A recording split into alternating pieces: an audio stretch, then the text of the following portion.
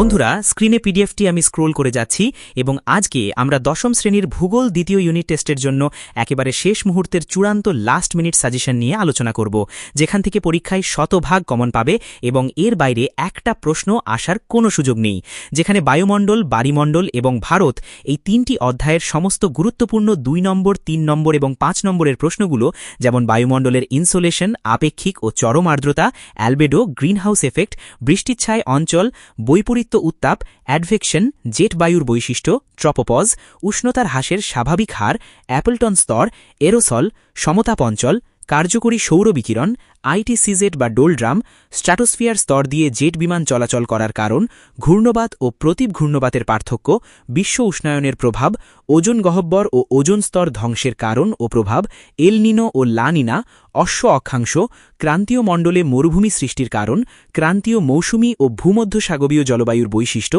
এবং ট্রপোস্ফিয়ারে উচ্চতা বাড়ার সাথে উষ্ণতার হ্রাসের কারণগুলো খুব ভালোভাবে পড়বে। ঠিক তেমনি বাড়িমণ্ডল অধ্যায়ের পেরিজি ও অ্যাপোজি জোয়ার, শৈবাল সাগর, ভরা ও মরা কোটাল, সিজিগি, মগ্নচড়া সৃষ্টির কারণ, সমুদ্র স্রোত ও তরঙ্গের পার্থক্য, সংযোগ ও প্রতিযোগ অবস্থান, হিমপ্রাচীর, হিমশৈল, নিউফাউন্ডল্যান্ডে ঘন কুয়াশা সৃষ্টির কারণ, মুখ্য ও গৌণ জোয়ার, সারাসারির বান ও বান ডাকা, ভরা ও মরা কোটালের পার্থক্য ও চিত্রসহ ব্যাখ্যা, দুটি মুখ্য জোয়ারের সময়ের ব্যবধান 24 ঘণ্টা 52 মিনিট হওয়ার কারণ, মগ্নচড়ার বাণিজ্যিক গুরুত্ব, অমাবস্যার জোয়ারের বেশি শক্তিশালী হওয়ার কারণ, সমুদ্র স্রোত সৃষ্টির কারণ ও বিশ্বব্যাপী এর প্রভাব এবং জোয়ার ভাটার কারণ ও ফলাফলগুলো দেখে নেবে। আর পঞ্চম অধ্যায় ভারত থেকে আজকের এই চ্যাটে আলোচিত পেট্রোকেমিক্যাল শিল্পের কাঁচামালগুলি কি কি, মহানগর কাকে বলে, বিশুদ্ধ ও অবিশুদ্ধ কাঁচামাল কি, অনুসারী শিল্প কাকে বলে, মিলেট জাতীয় শস্য বলতে কি বোঝো, সোনালী চতুর্ভুজ কি, খারিফ শস্য ও রবি শস্য কাকে বলে, জলপথকে উন্নয়নের জীবনরেখা বলা হয় কেন, পেট্রোরসায়ন শিল্পকে উদীয়মান শিল্প বলে কেন, জনবিস্ফোরণ কাকে বলে, পেট্রোরসায়ন শিল্পকে আধুনিক শিল্পদানব বলা হয় কেন, কাম্য জনসংখ্যা বলতে কি বোঝো, জাইদ ফসল কাকে বলে, হর্টিকালচার বা উদ্যান কৃষি বলতে কি বোঝো, বাগিচা কৃষির সংজ্ঞা দাও, শিকড় আলগা শিল্প বলতে কি বোঝো,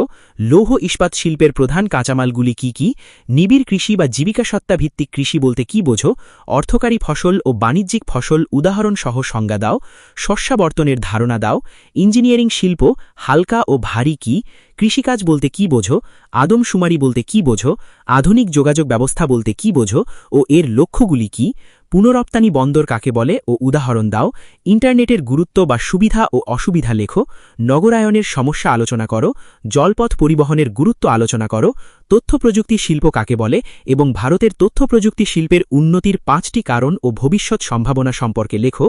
ভারতীয় রেলপথের গুরুত্ব ও সমস্যাগুলি আলোচনা করো, ভারতীয় কৃষির প্রধান 5টি বৈশিষ্ট্য ও 5টি সমস্যা লেখো, পাঞ্জাব ও হরিয়ানা রাজ্যে সবুজ বিপ্লবের 5টি কারণ ও সুবিধা আলোচনা করো, আমেদাবাদকে ভারতের ম্যানচেস্টার বা পশ্চিম ভারতের ম্যানচেস্টার বলে কেন, বর্তমান ভারতের লৌহ ইস্পাত শিল্পের 5টি সমস্যা ও সমাধানের 2টি পদক্ষেপ লেখো, ভারতে কার্পাস বয়ন শিল্পের 5টি সমস্যা আলোচনা করো,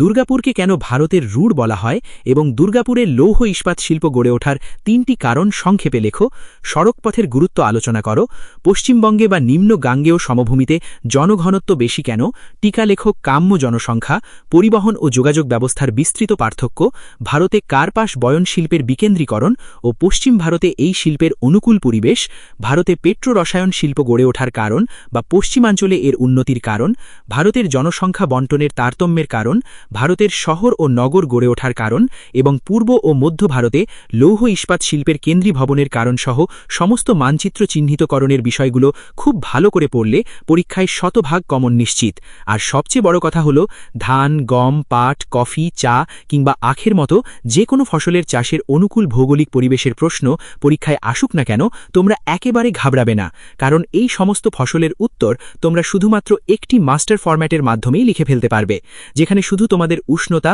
বৃষ্টিপাত, মাটি এবং চা বা কফির ক্ষেত্রে ছায়া প্রদানকারী গাছের মতো সামান্য কিছু নির্দিষ্ট তথ্য, যেগুলো ঠিক নিচেই সংক্ষেপে দেওয়া রয়েছে, তা শুধু যুক্ত করে নিতে হবে। অর্থাৎ হিমসের মতো এই একটা মাত্র কাঠামো মুখস্থ বা ভালোভাবে আয়ত্ত করলেই তোমরা পুরোটা নির্ভুলভাবে লিখে আসতে পারবে। তবে যেসব প্রশ্নগুলোর পাশের দিক দিয়ে লেখা রয়েছে 2026-এ এসেছে, সেগুলো কিন্তু এবারের পরীক্ষার জন্য গুরুত্বপূর্ণ নয়। কিন্তু তোমাদের যেহেতু দ্বিতীয় ইউনিট পরীক্ষা হচ্ছে, তাই স্কুলে যে কোনো মুহূর্তে দিয়ে দিতে পারে, তাই প্রশ্ন উত্তরগুলো দেওয়া আছে, কিন্তু ফাইনালে তোমাদেরকে এগুলো করতে হবে না। আর একটা বড় কথা বলছি, এই প্রশ্নগুলো মাধ্যমিক 2027-এ 100% কমন আসবে। আর এই সম্পূর্ণ পিডিএফটির সমস্ত উত্তর সংগ্রহ করতে চাইলে তোমরা আমাদের হোয়াটসঅ্যাপ চ্যানেলে যুক্ত হয়ে যেতে পারো, যার লিঙ্ক ভিডিওর ডেসক্রিপশন বক্সে দেওয়া আছে।